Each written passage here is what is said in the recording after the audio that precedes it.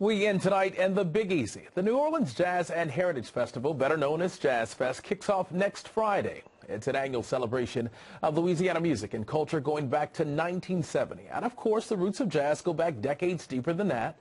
Mark Strassman shows us where it all began. It's a homecoming when jazz is celebrated in the New Orleans neighborhood of Treme. Jazz was born here. All right, thank you. Al Jackson was too.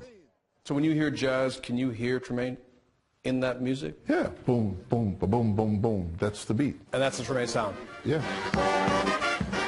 A sound that became a worldwide musical language.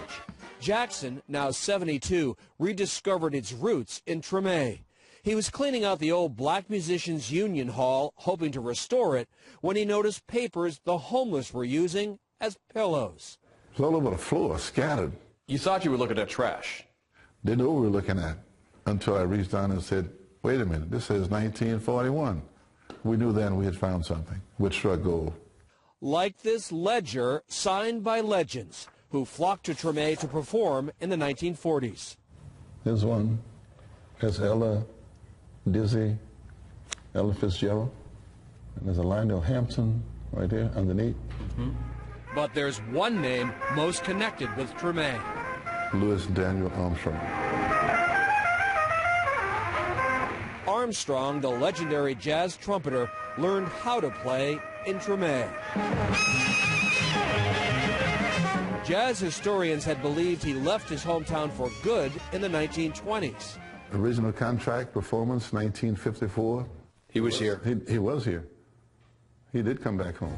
Jackson found even more. You played a cheat game. A performance contract for Ray Charles before he made it big. Ray Charles, on that gig, earned $50 a night. $50 a night? A night. Ray Charles was playing for $50 a night. It's on that contract. Jackson opened the Treme Petite Jazz Museum last summer to display all these hidden treasures in this gentrifying neighborhood.